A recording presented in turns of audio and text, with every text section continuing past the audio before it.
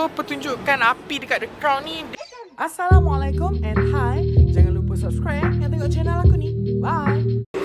Okay guys, kita nak naik tram. Let's go.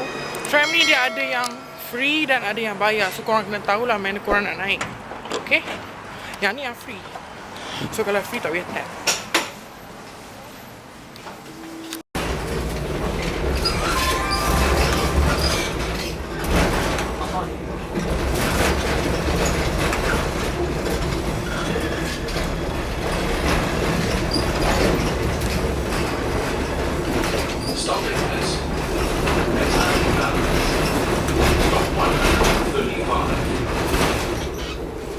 Okay, now kita ada dekat maybe Eye of Melbourne.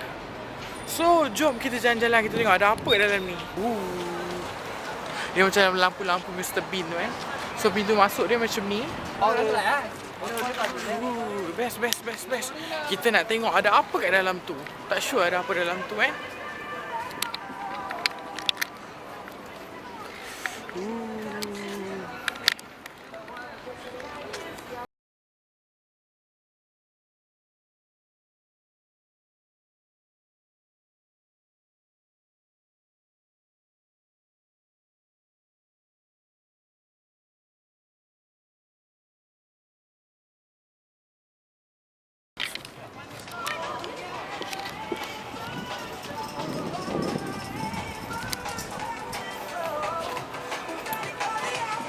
Pukul 6 start. Kalau kat situ tulis pukul 6 start.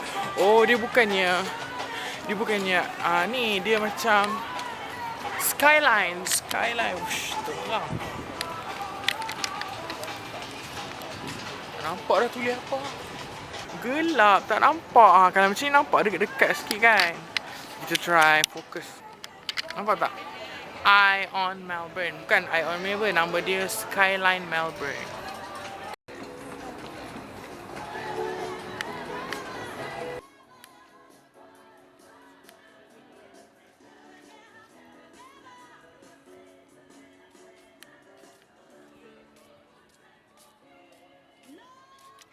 Guys, kita ada penunjukan api dekat The Crown Melbourne. Kalau kita tengok belakang ni semua city.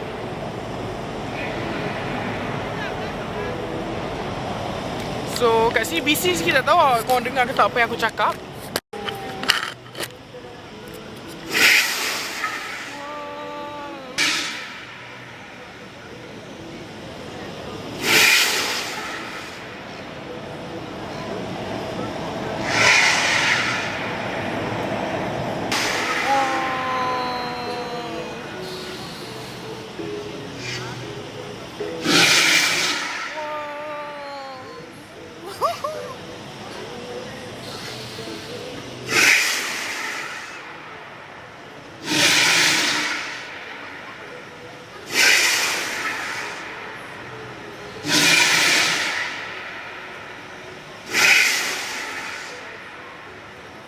So, pertunjukan api dekat The Crown ni dia start pada pukul 6 dan dia akan ada sampai pukul 12. So, 6, 7, 8, 9, 10, 11, 12.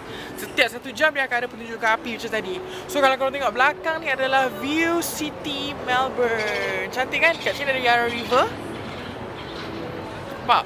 Cantik kan? Nampaklah kalau korang ambil gambar night mode memang akan cantik. Okay? So, tak ada benda nak buat dah ni kat sini. Kalau dekat sana ada apa ni? Ada Ferris wheel yang macam Eye on Melbourne tu kan. So sana ada jalan raya, boleh berjalan kat sana. Sana tram. So sini bestnya api dia kalau keluar memang akan rasa warm, dia akan rasa panas semua, just nice. So aku rasa ni juga video kali ni. Kita akan jumpa ke next video. Jangan lupa like, comment, share dan subscribe. Bye. Assalamualaikum and hi. Jangan lupa subscribe yang tengok channel aku ni. Bye.